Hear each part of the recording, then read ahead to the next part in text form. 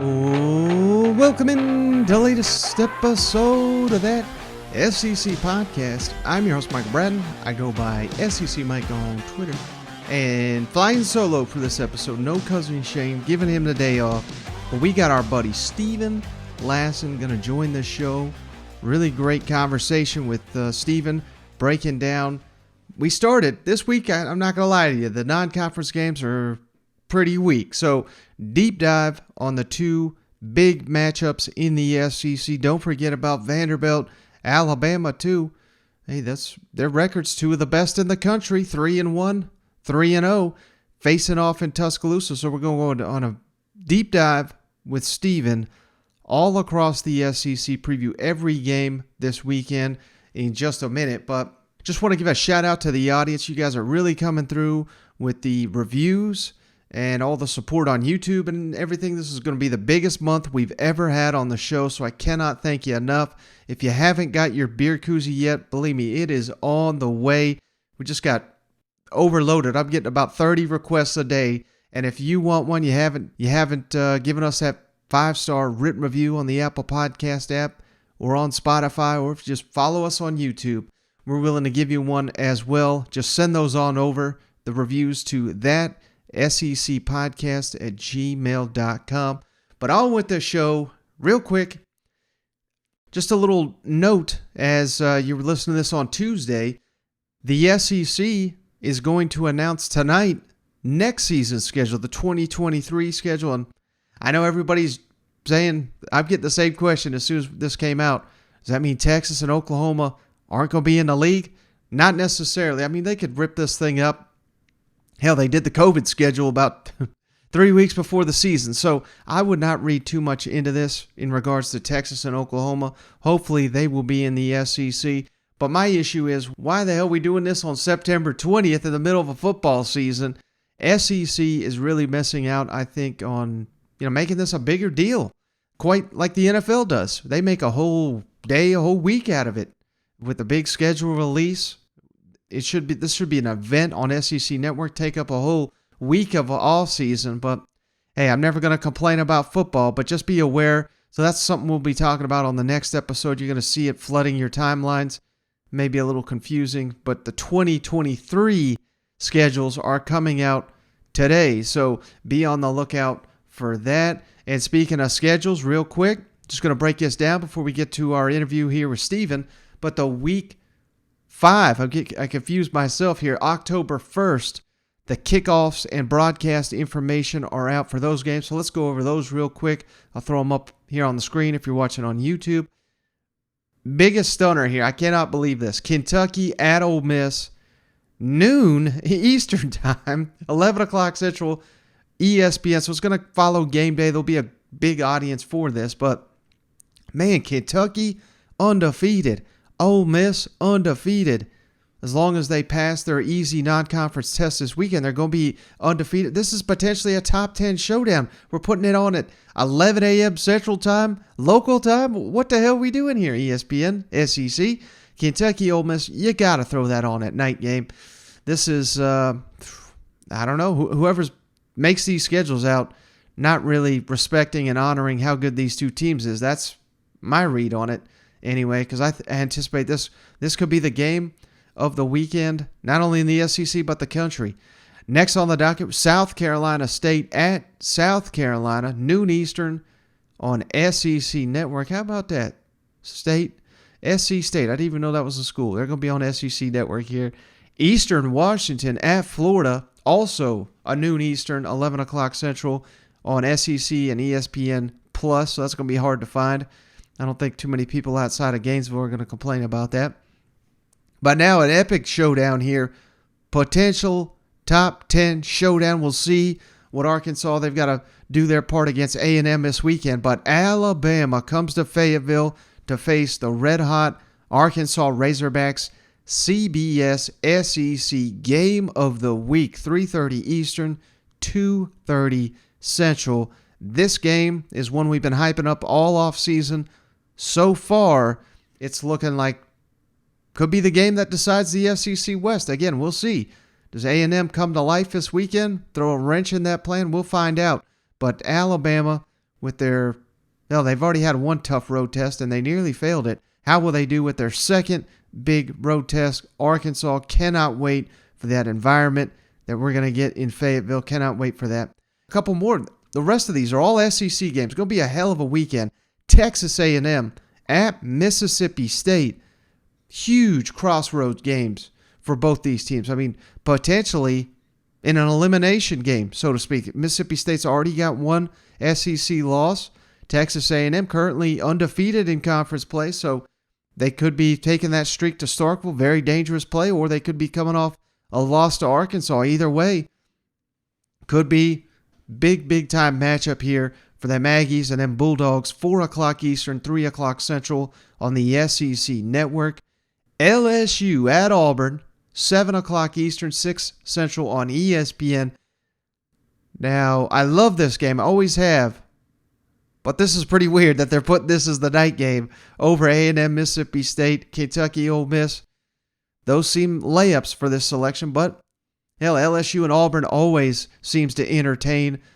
Going on the Plains should be one interesting environment here. Brian Kelly against Brian Harsin. I don't know if he'll still be there, but it should be. Hey, this is a classic last year. Auburn won in Death Valley. Brian Harsin's got that on his resume, something not a lot of Auburn head coaches do. And then last but not least, Georgia at Missouri, 7:30 Eastern, 6:30 Central on the SEC Network. Missouri, can you make a statement against Georgia? Probably not, but you're going to get your shot in a huge window with the country watching. So that's your October 1st, Week 5 slate announced on Monday here by the SEC. All right, but hey, that's enough about me spieling about all this schedule talk. Let's get to our interview with the great Stephen Lassan of Athlon Sports. All right, we're pleased once again to be joined by Stephen Lassan, weekly appearance on the show. You know him as Athlon Steven on Twitter, and he runs the outstanding YouTube site All CFB 365. Stephen, thanks so much for joining us once again. Really appreciate you stopping by every week. Hey, Mike, it's good to be here. Thanks for having me on. I am going to request that you put out your spread picks right now for this week because you've been on fire so far this year, and me on the other hand, I'm just hovering around 500. But as always, thanks for having me on, and looking forward to what should be another great weekend of games in the SEC. Well, no doubt, Stephen. We have you on for your knowledge, not for your gambling picks. So I won't even go there with that. I've been keeping up with you and Braden Gall up there making your picks. But yeah, it's a massacre what he's doing to you this year. So I do appreciate you. I'm just messing with you, Stephen. But usually what we have you on for, and we still will, is to get some insight into these non-conference matchups because you know these teams so well.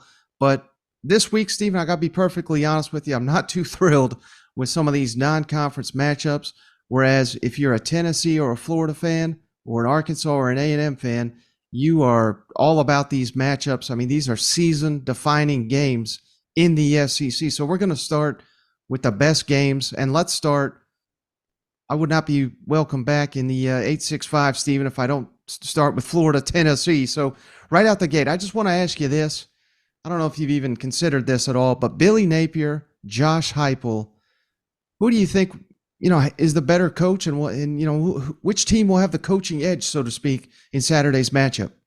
Oh man, I can already see getting message boarded on this one, or I think you as far as SEC play, you would probably have to give the edge to Josh Heupel. I mean, he's got a year of experience on Billy Napier. I think if we were to do a national coach rankings coming into this year, I think just overall Napier probably would have ranked ahead of Heupel because he was more accomplished at Louisiana. And certainly when he took over at Louisiana, it was a program that, wasn't necessarily in great shape, and they got better each season, won the Sun Belt in his last season. So I think they're pretty comparable if I was to do a national ranking after week 3. But I think there's something to be said about having a year of SEC experience under your belt and Josh Heupel. So I feel good about the future of both programs under Napier and Heupel.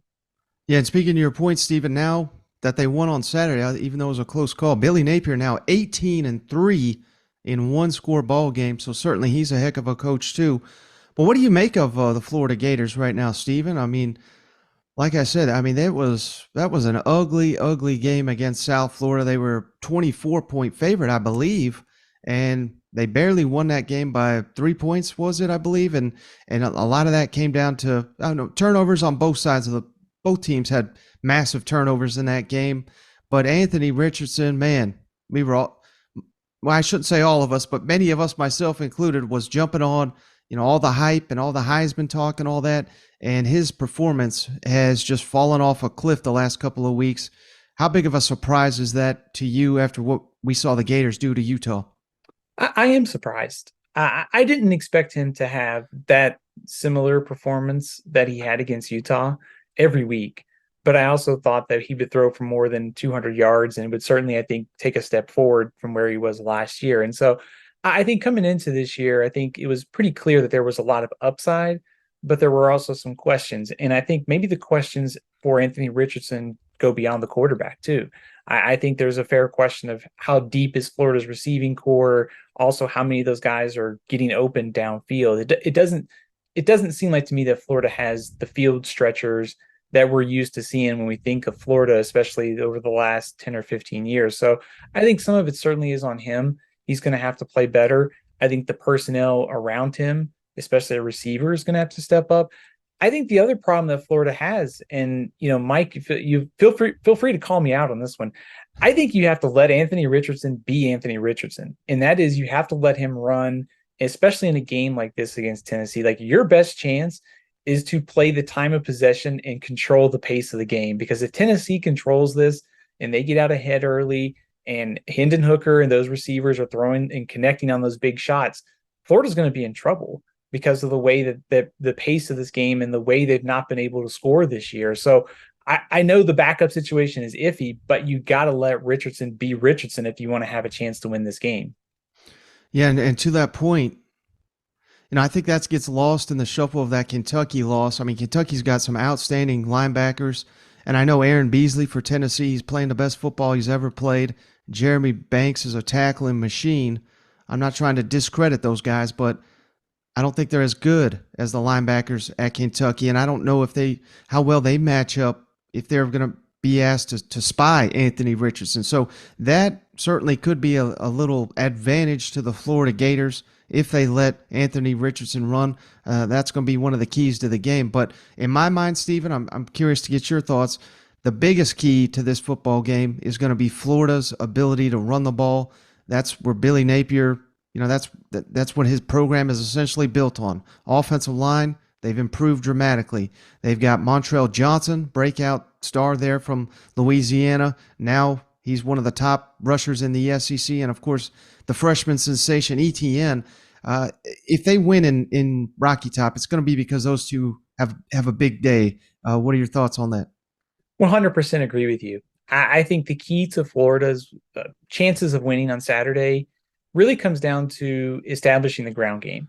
If Tennessee gets Florida in third and long situations, Florida can't run, the game is over. If Florida is able to run the ball and they're able to control time of possession, I think they got a shot to win this game. I mean, you can take a look at like the plays that these two teams have run. Tennessee's run 233 and Florida's run 176 this year. Florida wants a low play, kind of slow kind of style game on Saturday. You mentioned that stat on Billy Napier. This is his specialty, shorten the game, find a way to win in one score games. Also, I think if I'm Florida, I want to see more of ETN and Johnson in the backfield. I think those two guys are the best backs that Florida has. So I think if Tennessee can stop the run, Florida's in real trouble. If Florida gets the ground game going early on, then we have a much closer toss-up than that 10-point spread would indicate going into Saturday's game. Now, flipping to the other side, Stephen, Tennessee, they've had a little struggles running the ball, I think is fair to say. Certainly against the Pitt game, they really got overmatched by Pitt's defensive front. But, you could tell me better than I could how good that line is.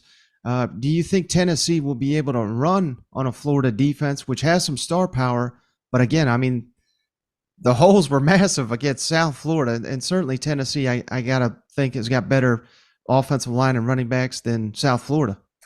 I think that's the mystery for last week for Florida. I mean, South Florida came into the year projected, I think, by us at Athlon Sports to have 3, 4 kind of wins. They're not one of the top teams in the American Athletic Conference unless they're just drastically better than we thought coming into this year. So I think it was surprising to see how South Florida moved the ball on Saturday. I did not expect them to be able to just move up and down the field like they were. And also their passing game is very inconsistent too. So, there wasn't like they had kind of a multi-dimensional attack there. They were able to move the ball on the ground. Florida's played Utah. They've also played Kentucky, and those are very physical kind of run first opponents. And Kentucky had success as the game went on because I think they were able to wear down Florida's front too. So I don't think that Tennessee necessarily needs to have 200 rushing yards to win this game. I think it's going to be more about keeping Hendon Hooker upright in the pocket,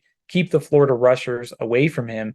To your point, when they played Pitt, Pitt's a much better defensive line than the one that Florida has coming into this year. So I think if Tennessee can protect, there will be opportunities for Hendon Hooker and Cedric Tillman and McCoy and the other receivers for Tennessee to get on track. How surprised were you, Florida? It seemed like they were often out of position or just making poor decisions on the defensive side against South Florida. It just seemed, this is not once or twice, but it was maybe a dozen times where they were just filling the wrong gap or just completely busted coverage.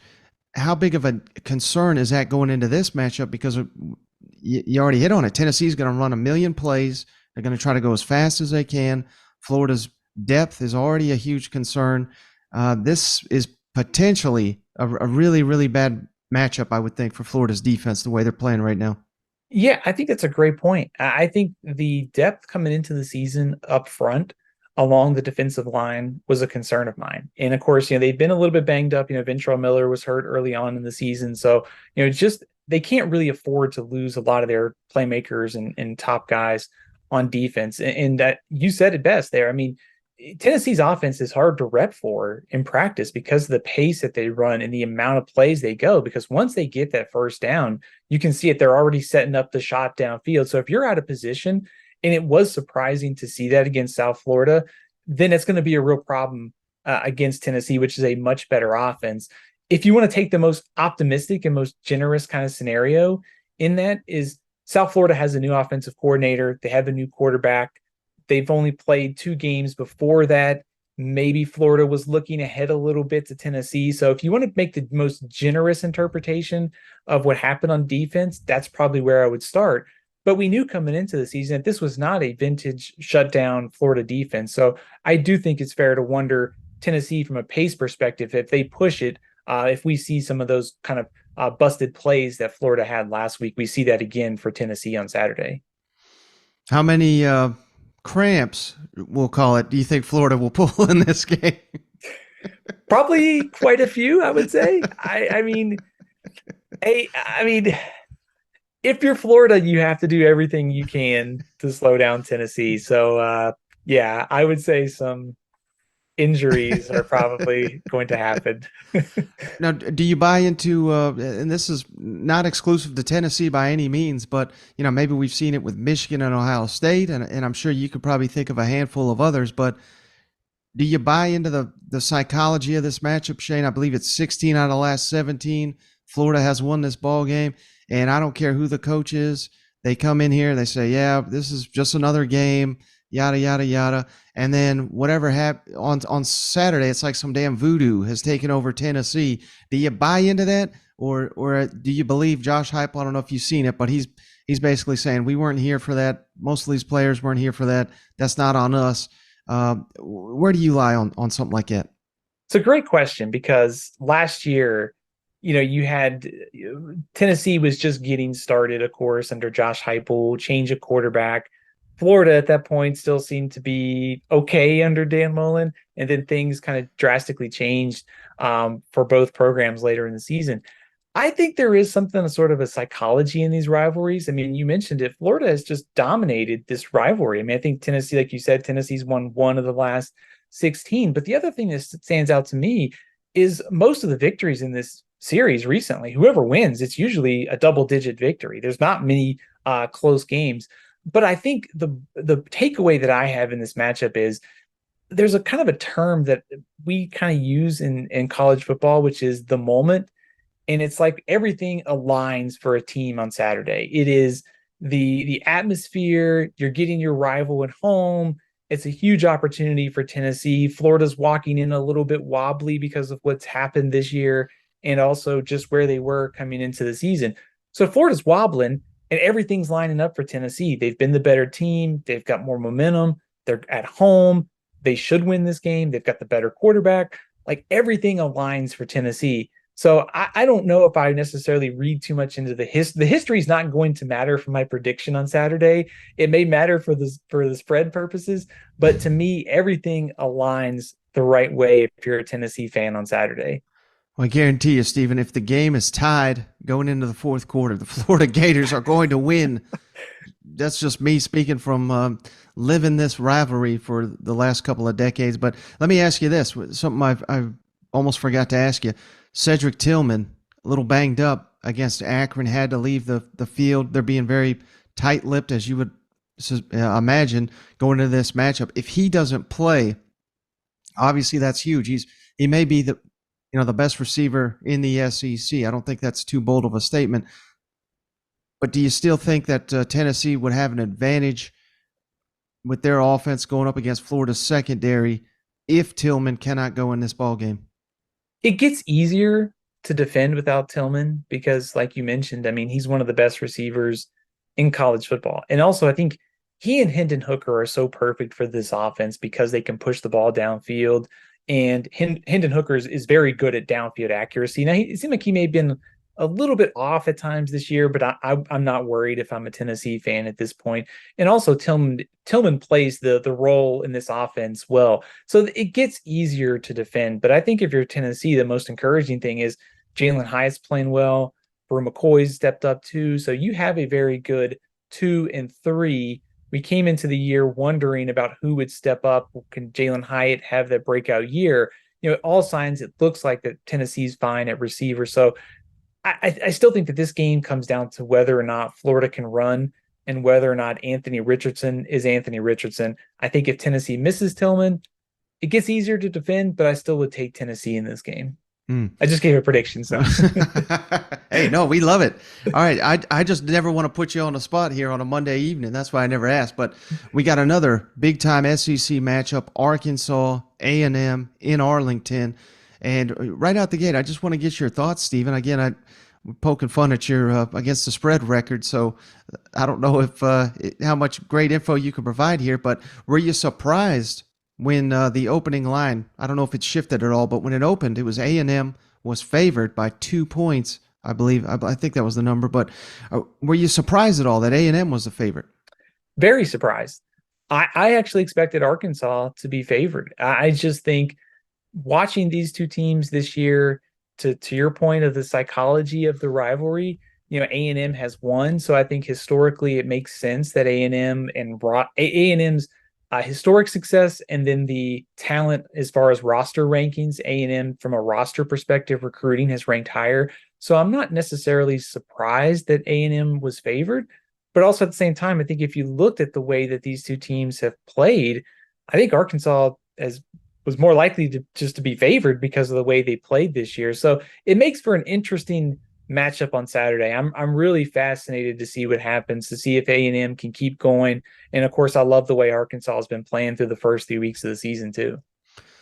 Yeah, I just gotta be honest with you, Stephen. I mean that line scares me, and it's similar to last week when A&M opened as the favorite over Miami, and it was a large, was it 6 points, and they were begging you to take Miami, and of course, A&M easily covered. So I know the line is not necessarily indicative of a prediction, but they're just begging everybody to take out Arkansas, and that, like I said, that scares me. But let me ask you this: A&M, will they be able to take advantage of Arkansas's secondary? Because this is, one game is a fluke, 2 game we got a problem. 3 is just kind of the way it is.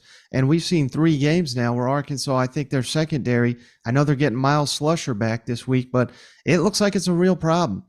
Do you think? But maybe this is a good matchup because A&M can't produce much on offense. So can Max Johnson and company, who he was down a couple receivers, I understand in the last ball game, but do you think A&M has what it takes to take advantage of a potential weakness there on Arkansas's defense? I think if you're A&M, you love the way that Anaya Smith and Stewart and Marshall and Yule Keith Brown, you love the way that those receivers match up against Arkansas's defense, especially the secondary, because like you mentioned, I mean, they have been giving up a lot of yards, and it is a real problem for Arkansas. Now they can alleviate that because the front's been really good. I mean, they lead the SEC in sacks. That also gets at the next question, which is, will A&M have time to throw? If Max Johnson doesn't have time to throw, it doesn't matter what your secondary does. And we saw last year too in that game, Arkansas won the battle up front against Texas A&M. I thought that was one of the reasons why they were able to finally get over the hump and beat the Aggies was they won the battle up front.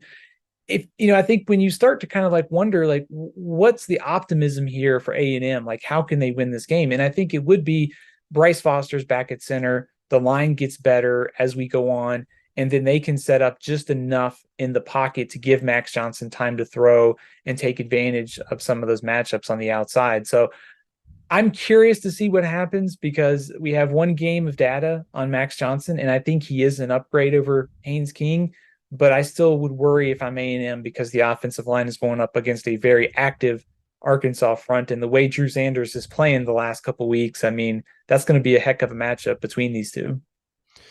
Now, do you think it's fair to say that A&M's defense could be one of the most underrated units in the country? And I know they get recognized as being a good unit, but I think we're all seeing the jokes and Jimbo is overpaid and this is a dumpster fire. Was the talk all last week, but I didn't hear anybody saying, well, this defense. I mean, they were on the field the entire game, Stephen, against Appalachian. That the dam finally broke, but. I don't know. Do you think A&M is underrated defensively? Because I'm surprised at how well they're playing. I am. I think they are underrated. I think that was last week's game when it was trying to sift through like who do you like? Can Miami go into College Station and win? I think you had to kind of step back and go, A&M's defense is the best position group on the field. And they did what they needed to do on Saturday night. They were willing to bend a little bit. Miami had some nice drives.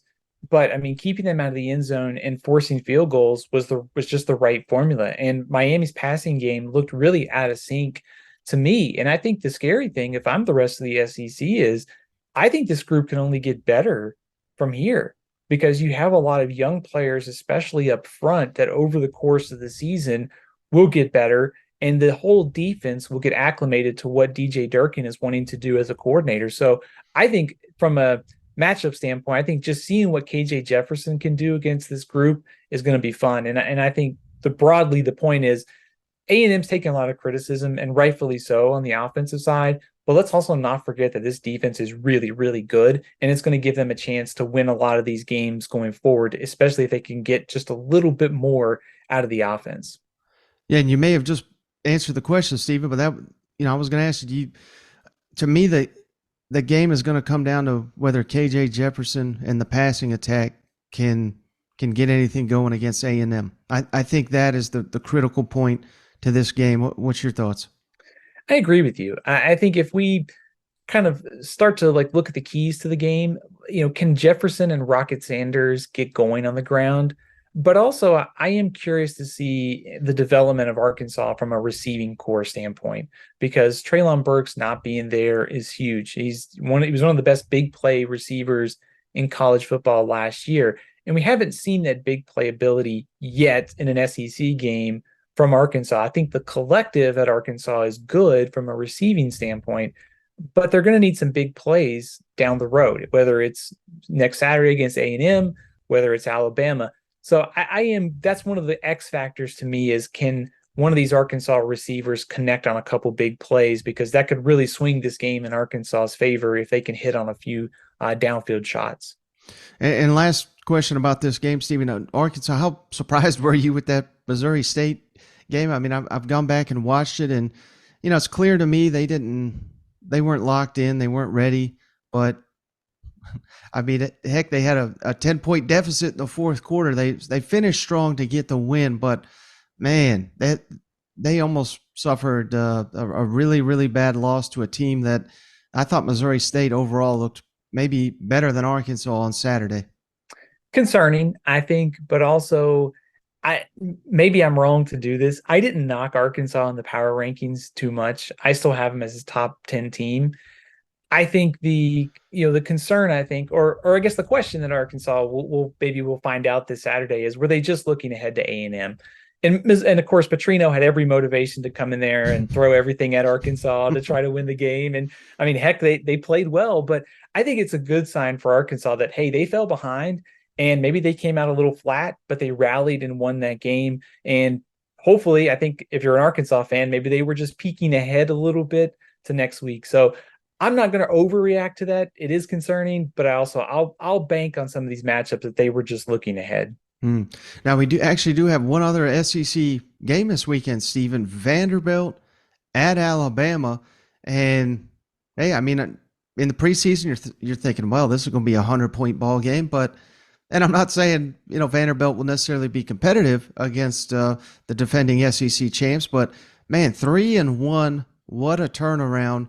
And at the very least, it'll be fun to see Vanderbilt maybe trade some shots early with Alabama. What's your thoughts on this ball game?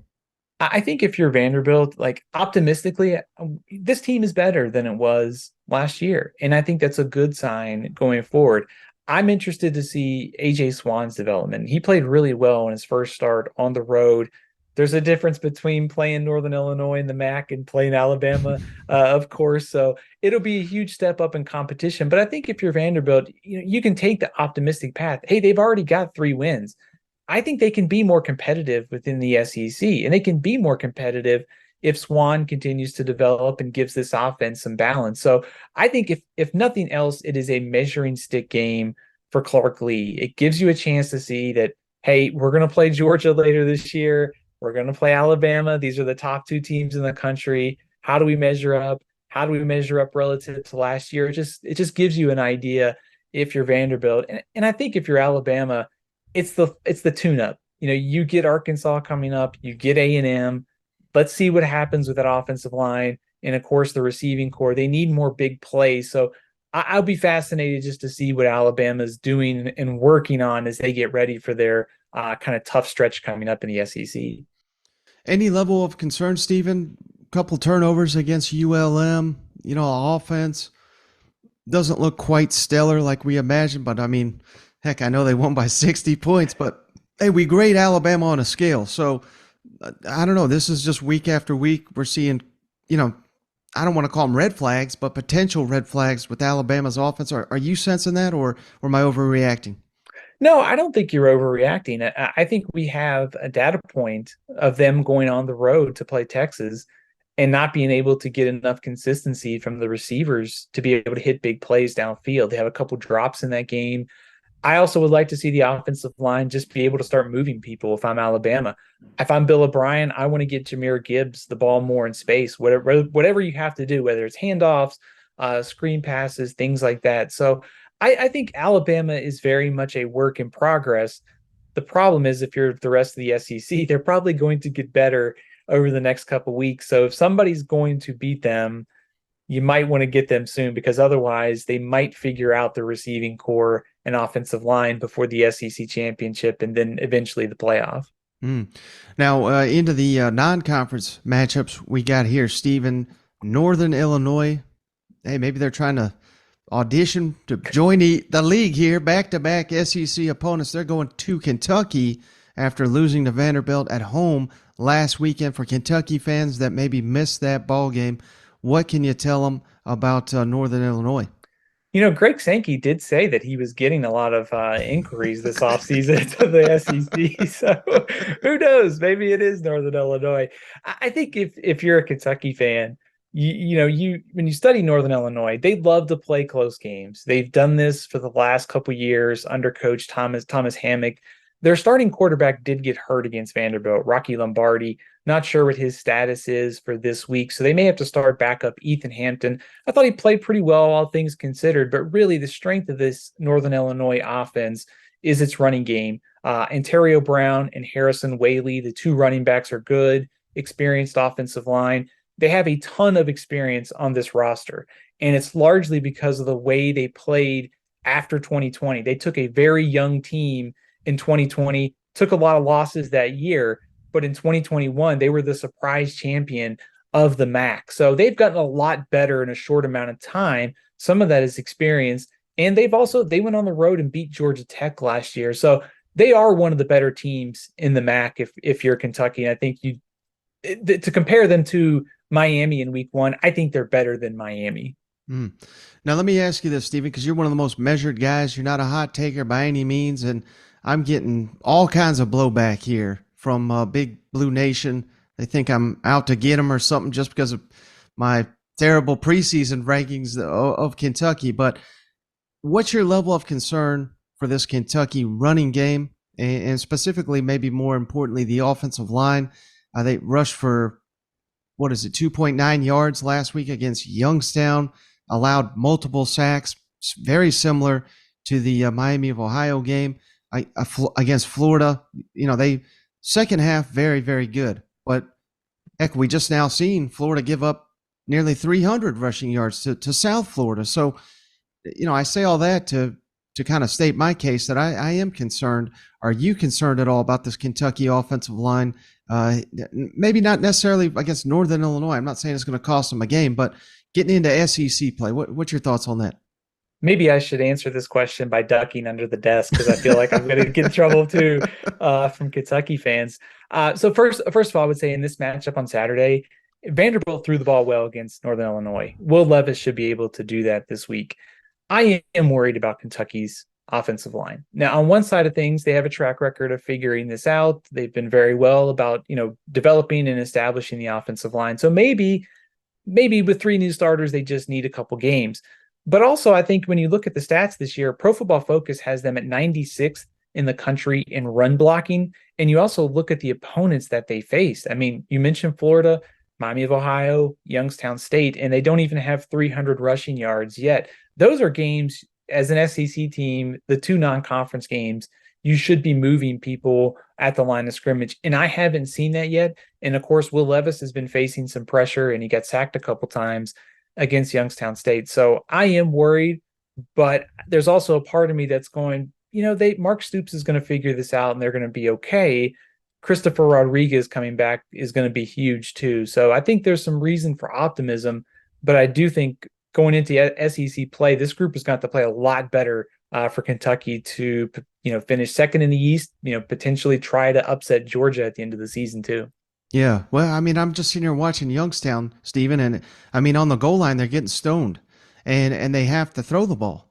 Levis had a 2-yard touchdown pass, a 3-yard touchdown pass, and he had a goal line interception because they literally could not push it in on Youngstown. And I'm just hitting the panic button just on that aspect. I mean, heck, this is what it's like, Kentucky. You beat a top 10. We're picking apart Alabama for one minor thing. We're gonna do the same to you. This is how it works. You got a heck of a team. You got a team that is contending in the SEC East. But if we see a red flag, we got to call attention to it. That's all this is. Hey, we should also mention that Kenneth Horsey and Tashawn Manning, two guys who are going to play key roles in this line going forward, have been banged up a little bit this year. So they haven't necessarily had the front five together in a game to be cohesive and start developing that group like you need. But yeah, I think saying all of what I said, I still have Kentucky as a top 10 team going into week 4. So, all relative for a top 10 team. They've got one of the better quarterbacks in the nation. They've got, I love the way that Dane Key and Tavion Robinson is playing at receiver. So a lot of reasons to be optimistic if you're Kentucky, but as we know, the SEC is a line of scrimmage league. And if you have a weakness there coming up, when you play Georgia, when you play Ole Miss or some of these other teams, it will come back to hurt you. Now, before we got rolling here, Stephen, you told me Kent State, one of the tougher non-conference teams playing an SEC opponent this week. That's the good news, I guess, for them. The bad news, they're going down to Athens. So what can you tell us about Kent State? And I mean, not that Georgia fans are nervous at all, but maybe just some things they need to pay attention to. Yeah, I think for Kent State, this is the third stop on a very difficult stretch. They played Washington, Oklahoma, and an FCS opponent, and now they play Georgia. They may have had one of the toughest Septembers of any team in the country. This is a team that's led by Sean Lewis. He's a rising star in the head coaching ranks. Don't be surprised if his name comes up for some of these jobs this offseason. Offensively, they run a style that is very similar to something that Baylor has run before. He was an assistant under Dino Baber, so they sort of run that kind of same style offense. They use a hashtag flash fast because they like to run tempo and go fast. Colin Schlee, their quarterback, is probably one of the better upside quarterbacks in the MAC. But I think, Mike, to your point, I mean, their defense has struggled. They have some offensive line concerns coming into the game. Relative to the MAC, they might be the best team in the MAC East by the end of the year, but I don't think they're going to threaten Georgia on Saturday. What were your thoughts on the Bulldogs on Saturday? I would imagine not surprised that they played so well, but man, they were just all over Spencer Rattler, weren't they? They really were. I think not surprising. I think when you look at what Georgia has done this year, two Power 5 opponents that they've beaten by 40 plus points, just total domination. Once again, we saw this last year, doing it again this year. And the other thing is when you look at some of the pieces that they're breaking in on offense, I mean, they've barely scratched the surface when you look at some of the carry totals. Milton and McIntosh were supposed to be the top two running backs for Georgia, and they don't have to carry a full workload because they've been ahead so much, but also because they have so much talent. Oscar Delp is catching touchdowns. I mean, it's scary if you're Alabama or one of these other teams. I mean, Georgia is really deep and they're firing on all cylinders already. Jalen Carter barely plays on Saturday and Georgia's defense was dominant. So I think this is the best team in college football right now. Now we got Charlotte in South Carolina, but before I ask you about Charlotte, what are your thoughts on South Carolina? Because I think they're certainly at an interesting point in their season. They played two of the best teams in the country, got obviously outclassed by Georgia. But are you hitting the panic button on South Carolina, or is this more of a factor of the incredible schedule early in their season? I think it's a product of the schedule. I'm not panicking if I'm South Carolina at this point. I know Spencer Rattler has been inconsistent, but it's also hard to be a good quarterback when you've got, defenders in your face right away. So I want to see more out of him, but I also want to see the supporting cast improve. And I think that's my concern for South Carolina as we go forward is offensive and defensive lines. They have not measured up to the rest of the SEC. They've got to be better at stopping the run, and they've got to get some balance on offense. I mean, they're just not able to run the ball, which puts them in those third and long situations. I think if you projected all their games at the start of the season, I think you thought they'd be 1-2. I thought they were kind of a fringe bowl team at the start of the season. So I don't think they're that far off, but I think what worries me is that I don't see a lot of improvement around the line of scrimmage. And I think that's going to be problematic in terms of getting to a bowl game later this year. But certainly, hopefully they win this weekend against Charlotte. What can you tell us about this Charlotte team that, will be trying to take advantage of I think it's fair to say like a limping South Carolina. They're very banged up. They just got defeated, large margin of victory at home. South Carolina's going to have to be on lookout this week, I would think. I think the good thing for South Carolina is there's going to be some opportunities to put up points. Charlotte has one of the worst defenses in college football. They're giving up over 300 yards a game through the air. The defense, I think every team has scored over 40 points on this Charlotte team. And so there should be some opportunities for South Carolina to get right offensively, to figure some things out before they get back to SEC play. Charlotte head coach Will Healy, you might have heard his name come up in the Vanderbilt search. They're off to a slow start. They did beat Georgia State last week, which was a little bit of a surprise. Of course, Georgia State and South Carolina played at the start of the season. The strength of this team is the offense. Chris Reynolds is their quarterback. He's one of the better group of 5 quarterbacks. They also go about, they have 3 really standout receivers. So if South Carolina, from a coverage standpoint, is not locked in, this Charlotte team can move the ball through the air. I think the problem is they're just not very good defensively, and it's going to be really hard to slow down South Carolina. Now we got New Mexico coming into Death Valley to face some LSU Tigers. Before you provide some insight on New Mexico, how impressed were you with LSU in that fourth quarter against Mississippi State? Because maybe you could fault a little bit Mississippi State for keeping LSU in the ballgame, but we have to credit LSU for 4 quarters of 1 quarter of performance, but the most important quarter in getting the job done against Mississippi State, when many were picking LSU, myself included, were picking LSU to lose that game. Yeah, unfortunately, I picked LSU too. So a demerit here we're going to have to write for picking against LSU. I think if you're Brian Kelly, you want to figure out what the heck you're doing in the second half and bottle it up and transport it into the first half, because, the slow starts cost them against Florida State, and it didn't cost them on Saturday, but this team doesn't have a ton of margin for error right now. I think as we go forward, I think optimistically, if you're LSU, the offensive line with the freshmen starting at the 2 tackle spots, that group can only get better going forward. John Emery's back at running back. They started to churn out some things on the ground on Saturday. And Jaden Daniels, when he got locked in the second half, he made that great throw to Neighbors on fourth down to get the conversion. So you want to see LSU balance things out with a much better first half. But I also think that this is exactly how we thought this LSU team would be in the preseason, which was they are going to get better over the course of the season. And I don't want to overreact, but I think that this coaching staff has adjusted. We'll find out more going forward, but I think LSU is only going to get better from here.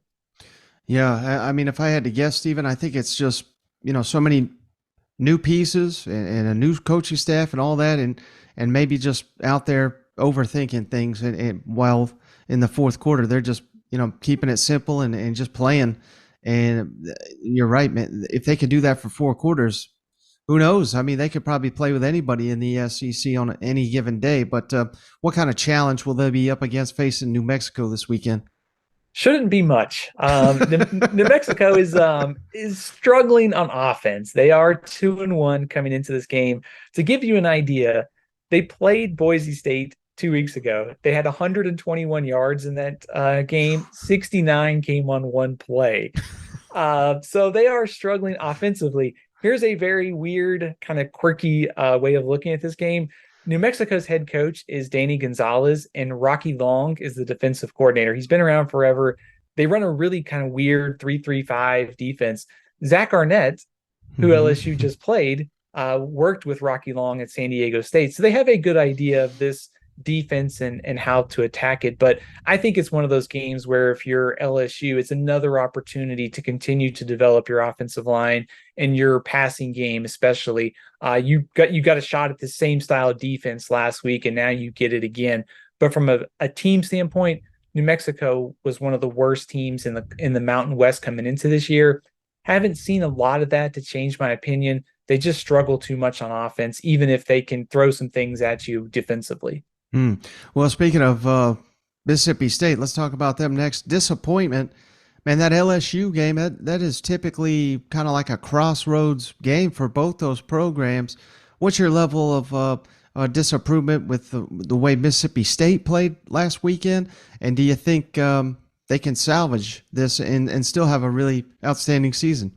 Yeah, I think they can still salvage some things. But I do think, like we talked about with LSU is in that development phase where you needed to get them then. You had them 3rd week of the season. LSU didn't play great in the opener. They didn't play well in the first half. I thought early on Mississippi State had them on the ropes a little bit. I thought they were moving the ball well. Of course, the 4th downs calls in his own territory by Mike Leach was a little interesting. But they had them early on, and they didn't have enough offensive consistency, and then LSU's offense came alive in the second half. So yeah, I think it's a missed opportunity for Mississippi State, considering where LSU is in its development. The positive side for Mississippi State is they haven't played Auburn. They're going to get a shot at A&M. And of course, we know the struggles that A&M's having on offense right now. So it's not going to define their season, but I think if you're Mississippi State, it is a missed opportunity. Mm. Are they on any kind of upset alert at all with Bowling Green coming to Starkville this weekend? Bowling Green is led by old SEC friend Scott Leffler. He is very much on the hot seat, although they did beat Marshall last weekend. Oh, Marshall, wow. I think, had a letdown because they beat Notre Dame the week before. Also, Bowling Green beat Minnesota last season. So they have had some success recently, but like I said, Leffler is very much on the hot seat. Relative to MAC standards, to give you an idea, I don't think they are as good as Miami. They are not as good as Kent State or Northern Illinois. They struggle to run the ball. Defensively, they are giving up a lot of yards to the air, which is not what you want when you play Mississippi State. So I know Mississippi State's had some weird stuff go on under Mike Leach in the non-conference, especially last year. They shouldn't have to sweat too much on Saturday if they come out motivated and the offense is locked in. Now, final matchup here, Stephen. Tulsa at Ole Miss. Before we talk about Tulsa there, I know they've been a pesky team here the last couple of seasons, but man, Ole Miss just tore right through Georgia Tech. And like I said, you're a pretty measured guy, Stephen. On your spaces this morning, I was like, whoa, what'd Stephen just say? He said, I'm surprised they didn't fire Jeff Collins on the spot because it was pretty much that bad. But were you that disappointed in Georgia Tech, or were you that impressed by what Lane Kiffin's able to do with this team so far this season? I think both might be an acceptable answer because I think Ole Miss is. I think I wanted to see what Ole Miss could do because the first two opponents of the season, I mean, Troy offensively is struggling, and of course they played an FCS opponent in week 2. So we didn't really have a good idea of what Ole Miss was. Georgia Tech's not very good, but that was a pretty listless performance by Georgia Tech. But also, I was impressed by Ole Miss. I thought Jackson Dart looks way more comfortable at quarterback. I think the upside that he gives you as a runner and as a passer, he can also only get better from here. So I think optimistically, if you're Ole Miss, you love the way that the transfers have come in. They're playing huge roles for this team right away. Dart can only get better, and Zach Evans and Judkins are, a heck of a 1-2 pairing in that backfield. So I think Ole Miss is maybe a little bit better than I thought at the start of the season. And I think I saw what I needed to see against Georgia Tech to be able to move them up the rankings this week. Interesting. So do you think you have enough of a finger on the pulse, so to speak, of Ole Miss to say they could possibly contend for a West title, or do you kind of gonna hold that back until you see them play Kentucky? What's your thoughts? It's a good question. I want to see them against Kentucky. I think maybe what the development here is with A&M struggling, I think with Arkansas taking a step forward, and we saw LSU and Mississippi State, maybe that second spot in the West is a little bit more open than we thought coming into this year. I know you liked Arkansas. I think, sadly, I think I picked Texas A&M. Shame on me. Maybe that Ole Miss can get to that second spot, and they get Kentucky in the crossover, and of course, I think they get Vanderbilt later this year too. So they have a favorable crossover. I don't think that they're going to be able to push Alabama for the SEC West, though. Well, they do host them for what that's worth, but Road Alabama. Exactly. So, a final thing, Stephen. Tulsa, what can you tell us? Give us some insight into what Ole Miss is facing this weekend. So Tulsa's off to a 2-1 start. They beat Northern Illinois just a few weeks ago. So if you're trying to compare where some of these opponents are, they've already beaten Northern Illinois. I think this is the best quarterback Ole Miss will have faced up to this point of the season. Davis Brin for Tulsa is off to a red-hot start. They also have good receivers, one of the better receiving cores in the American, so they can threaten teams through the air. Two problems, though, for Tulsa. Offensive line has not been very good. They had a lot of turnover coming into the season, and defensively, a lot of turnover on that side of the ball, too. They struggled to stop Wyoming in the season opener. Wyoming, not one of the better offenses in the Mountain West, and of course, Northern Illinois put up over 30 points against them. So there should be plenty of opportunities for Ole Miss to run the ball. Tulsa does run kind of a funky like 3-3-5 defense, kind of similar to what we were talking about before with New Mexico. So that defense actually gave Josh Heupel and UCF some trouble a few years ago. So I just think with the turnover and personnel and offensive line, I don't think it'll be too big of a problem for Ole Miss on Saturday. Hey, one last thing, Stephen, before you go. Is there any, it could be one or two, or could be any number really, but anything that you're really dying to know about any SEC team that you hope to find out this weekend, looking ahead to the matchups? Man, that's a great question. I want to see, I guess, to go back to kind of what we were talking about with the two games, like I want to see Anthony Richardson get back to that level that we saw against Utah. And it's not that level, it's just more consistency in the passing game, like development of Florida's offense. And then on the other side of things, like I can't wait to watch KJ Jefferson play this Texas A&M defense. I mean, that is going to be one of the highlights of the weekend, I think, is that defense. And Jefferson's been one of the best quarterbacks in college football through the first 3 weeks. Like this matchup of strength versus strength, I want to see what he can do on the ground, want to see what he can do through the air. It is going to be a physical battle between these two teams in the trenches on Saturday, and I can't wait to watch it. Stevie, can you tell the audience where to find all your outstanding work before you go? Absolutely. So you can follow me on Twitter at Athlon Steven. You can also check me out on YouTube, all CFB 365. And shameless plug, if you want to come by on Mondays at 11 a.m. Eastern time, we do a Twitter space talking some college football. It's the Cover 2 podcast with my co-host Braden Gall. We do a preview podcast on Thursdays as well. So we'd love to have you. Thanks for stopping by, Mike, as always, too. Yeah, they're a lot more sober than the one we do on Friday nights, but I promise it's still a good time. I learn a lot every time I come. I do enjoy those, Stephen. Yeah, thanks for coming by, man. It is. I think yours is way more entertaining, I think, than ours is maybe. But yeah, it's definitely, I think, informational if you like college football to swing by and you can learn about what's going on in the Mountain West or the MAC, or hey, come by and ask us a question about the SEC. All right, I hope everybody appreciated that great content from Stephen. I mean, my man always delivers when he comes on the show. Always learn something new. I hope y'all did too. But hey, be on the lookout. Again, we're going to be loaded up with guests this week. 2 huge matchups in the SEC. Florida at Tennessee. Arkansas, A&M in Arlington. And let's not write off Vanderbilt at Alabama. It's a conference game. We got to honor all these conference games. So we're going to have a lot to talk about the rest of the week. Cannot wait to break down these games in further detail. But that is going to do it on this episode of the show. We'll catch you on the next one.